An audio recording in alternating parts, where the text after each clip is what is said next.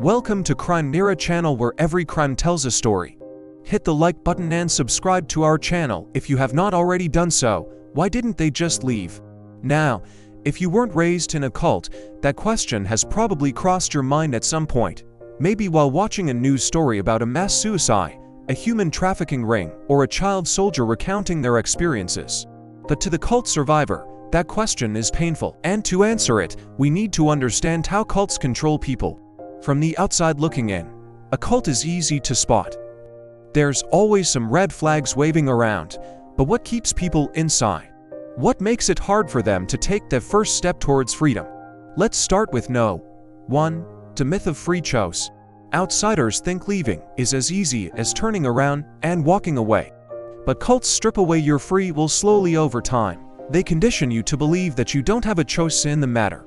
It's not chains or locks, it's subtle psychological coercion.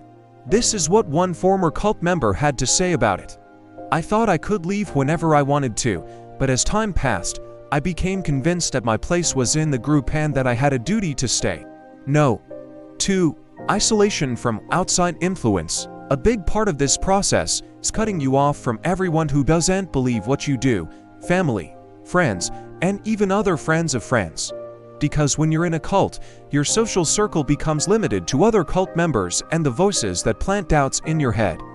Those doubts have nowhere to land. That's why many cult leaders monitor what their followers read, watch and listen to. And if any outside ideas do slip through, they spin it to make it seem like a threat, a test of loyalty, or a trick from the devil himself. Here's an example from another survivor. I remember my sister calling me once and saying, "You don't have to do this. You don't have to go to the meetings anymore." She was worried about me, but the leader told me that my sister was brainwashed and trying to pull me out of the cult so that I would be unhappy. So I stopped talking to her. Number 3. Fear and punishment. Cult leaders will teach their members that leaving means disaster. It could mean hell, death, exile, curses, demons, or being put on a hit list. Basically, anything that will convince their followers that running away is not an option.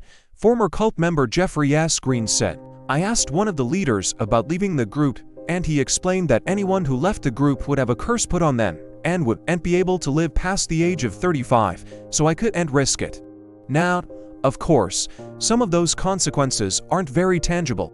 They can actually harm you, but that doesn't make them less scary, especially when you don't know what to expect. The fear of the unknown is powerful, and it can feel worse than the certainty of staying. No. 4. Dependency and trauma bonding. Depending on the cult, you might be experiencing abuse at some point. Physical, emotional, sexual, or psychological. But the thing is, the leader will alternate between being abusive and making you feel comfortable. It's almost like a push-pull dynamic. This trauma bonding is a major reason why people stay. Former cult member Rachel R. said, "The push-pull dynamic kept me coming back. One day I was having drinks with some guy I met at the club. We were both members, and he looked at me and said, 'It's like we have Stockholm Syndrome.' And I thought, how did he know?" The abuse might also come in the form of isolation, gaslighting, food deprivation, and lack of sleep. But then the leader will turn around and give you praise and affection, and you feel compelled to work harder, to obey more, to prove yourself worthy of that kindness. It's a toxic cycle, but it's effective. No. 5. Cognitive dissonance and sunk cost. Now imagine you've been stuck in this cycle for months or even years. It's hard to see now because you've adjusted to it. But to someone on the outside, the red flags are waving and they're shouting, "Get out while you can." But you can't. Why? Because if you leave, you'll have to admit that everything you've done, believed, and sacrificed for all this time was a lie. You've devoted years, sometimes decades of your life to this cult.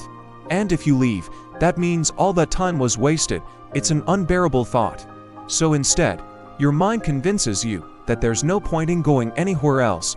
This is called cognitive dissonance. It's basically a mental trick that allows you to hold to contradictory ideas in your head at the same time.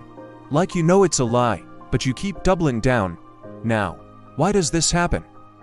Well, according to cult expert Margaret Singer, most people find it too painful to acknowledge that they've wasted so much time, energy, and emotion on something that's untrue. So instead, they throw themselves into it even more. Number 6. Identity erasure. It's not uncommon for cults to ask their members to change their names, clothes, diet, sleep cycle, and even how they walk, talk, and think. Everything about you will change except for your willingness to obey. By the end of it, the person you once were no longer exists. Here's what former cult member Leah M. told investigators about this process. When I tried to assert myself, I was told that I had to die to the old life and become a new creature. So I gave up even trying to remember what I was like before. Now, if your whole sense of self has been wiped clean, leaving the cult means you're leaving without an identity, which is why survivors often struggle with things like depression, anxiety, body dysmorphia, and eating disorders. Number 7. Community and belonging. If you grew up in a cult or joined as a young adult, it may be the only family you have. Even if you're miserable, you may still feel a sense of belonging there, and that feeling can be hard to let go of. Many survivors of cults report feeling grief over leaving, almost like mourning the loss of a loved one. Here's an example from former cult member Brandon B. There was a lot of love and support within our community, but it wasn't genuine. It was conditional. You could only receive love if you participated. Once I left, I understood that that wasn't true love. But at the time, it felt that way. No. 8. Learned helplessness. Over time, cult followers stop believing they can escape. They adapt to their environment, even when the door is wide open. Former cult member Sarah S. said, "You reach a point where you just get tired of fighting. You try to leave, but the fight takes so much energy that you just give up. Then you learn to accept it. You learn to accept being trapped." Now, which of these points surprised you the most? Let us know in the comments below. Once again, if have not hit the like button and subscribe to this channel, you can do so for intriguing stories.